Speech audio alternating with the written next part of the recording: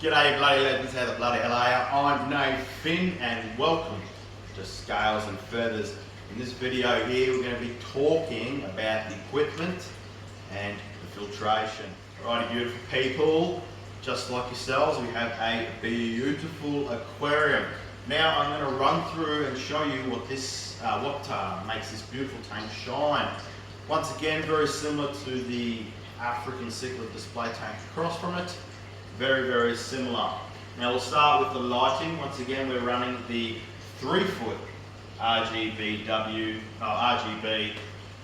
tanning lights, okay? Which, as you can see, in comparison to the other tank, is a lot darker, and that will be due to the dark substrate. With white substrate or light substrate, your light is going to bounce off the substrate and reflect back up. With a dark substrate, it's going to wash it out. I went for a dark substrate here just to kind of showcase the difference between the white and the dark substrate and how the inhabitants in the aquarium change their coloration. They're a lot more darker. Okay? When fish are on a lighter substrate, they become a little bit more lighter, and when they're on a darker substrate, they become darker. Done the same sort of studies per se with reptiles as well. Back with coastal taipans, keeping them on a light substrate, they'd go light, and then with coastal taipans on a darker substrate, they would go dark. Okay, so it all makes sense. You know, obviously you want to feel secured and not as visible as you don't want to be visible to predators. Okay, so yes, we've got the 3-foot RGB tanning lights, making the fish look absolutely sexual, lighting the tank up very nicely. This tank does seem to have more algae growth than the other ones with the tanning lights, but it could just be the surface of the rock that we're using. In this aquarium we've got the pothos as well, or devil's ivy at the top, which is going off a lot more than most of the other tanks, looking good there.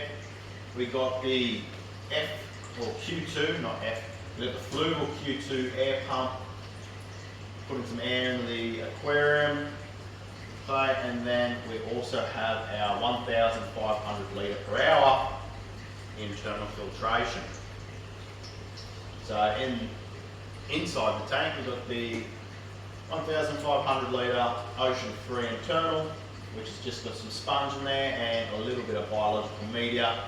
We've got the Q2 air pump on the top there, and then in this tank the sump system is a little bit more different.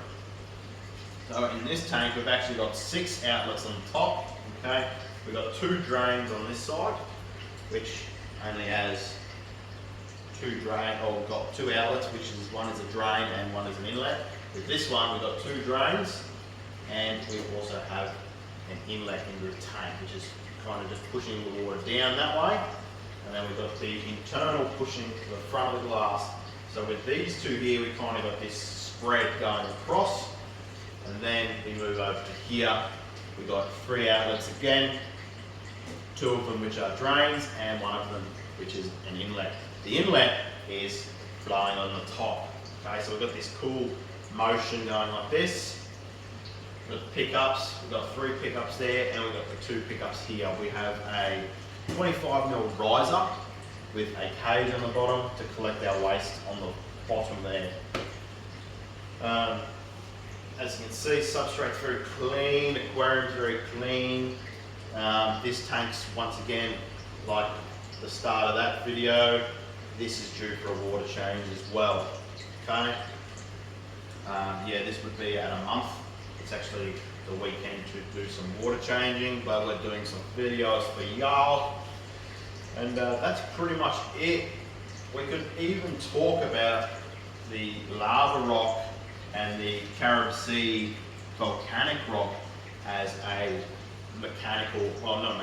biological filtration. Very porous stuff. This is going to host a ton of biological media. Okay, so that is a filtration system just in the rocks. Once again, your sand in the other tank and the rocks in the other tank are going to do the same thing, but it's not as porous, so it's not going to hold as much. This stuff is going to hold a lot. Now yes, the devil's eye and pothos looking beautiful, pulling out the nitrates and the phosphates. We'll go downstairs and we'll have a look at our sump. Alright, so the tank is on a steel stand. Now this stand did sit a lot higher. Me being the short ass I am, I had to chop it down because it was just impractical for my little legs. So this is the sump filtration. So we've got our 4 outlets or inlets into the sump, whatever you want to call them. All 25mm, 2 in each chamber. Okay. So they are forced to go through here, which goes through our 3-stage sponge, our jack wall, and then we've got some backy bars in there. Down through our biocubes, which is pretty much just a spacer and a lifter in this one.